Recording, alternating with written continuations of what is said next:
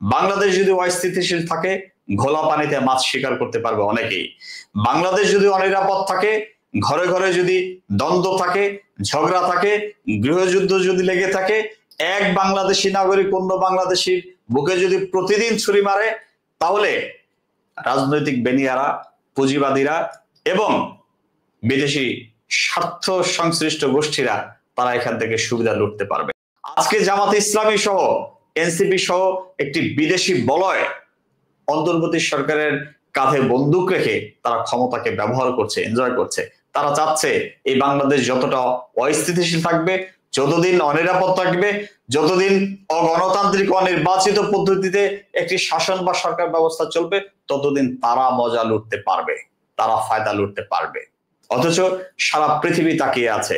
পৃথিবীর যে প্রান্তে আপনি কান পাতবেন, কূটনৈতিক মহলের যেদিকেই আপনি দৃষ্টি ফেলবেন, সকলেই বলছেন, সকলেই অপেক্ষা করছেন বাংলাদেশ একটি জাতীয় সংসদ নির্বাচনের মধ্যে দিয়ে স্থিতিশীলতার মধ্যে ফিরে আসবে, স্থিতিশীল গণতান্ত্রিক রাজনৈতিক পরিবেশে ফিরে আসবে।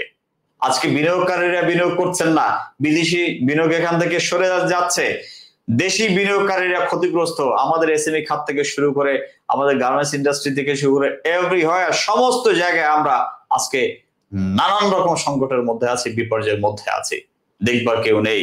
বাংলাদেশের শিল্প মন্ত্রণালয় গণঅভ্যুত্থান পরবর্তী সময়ে একটি জাতীয় শিল্প নীতি প্রণয়ন করতে পারে নাই। অর্থাৎ নতুন বাংলাদেশে একটি জাতীয় শিল্প নীতি নতুন রূপেই আমরা প্রত্যাশা করেছিলাম। আমরা যারা শিল্পের সাথে জড়িত, আমরা যারা এসএমই নিয়ে কাজ করি, আমাদের প্রাণের প্রত্যাশা ছিল যে শিল্প মন্ত্রণালয় একটি বিপ্লবী জাতীয় শিল্প নীতি প্রণয়ন করে বাংলাদেশের শিল্প বাণিজ্যকে অনন্য মাত্রায় নিয়ে যাবেন। কিন্তু দুর্ভাগ্যজনক সত্য হলো এই, ওই মন্ত্রণালয়ে যিনি দায়িত্বে আছেন জনাব আদিলুর রহমান, তিনি শিল্পের সও বোঝেন না, তিনি কোনোদিন শিল্পের সাথে যুক্ত ছিলেন না, তিনি কোনোদিন এসএমই খাত সংশ্লিষ্ট কোনো বিষয়ে তার কোনো ভূমিকা ছিল না, এবং তিনি নিয়মিত মন্ত্রণালয়েও যান না বলে আমরা জানি। সেই আদিলুর রহমান এই শিল্প মন্ত্রণালয়টাকে ধ্বংস করে দিয়েছেন। এই শিল্প বাণিজ্যকে মুখ থুবড়ে আজকে বিপর্যয়ের মুখে ঠেলে দিয়েছেন এই আদিলুর রহমান। আজকে বাণিজ্য উপদেষ্টার যতটুকু তৎপরতা দেখি, বাণিজ্য উপদেষ্টার যতটুকু আন্তরিকতা দেখি, এর ছিটে ফোটাও যদি এই আদিলুর রহমানের মধ্যে থাকতো, তাহলে আজকে আমাদের শিল্প খাত কোথায় চলে যেত সেটি কল্পনাও করা যায় না।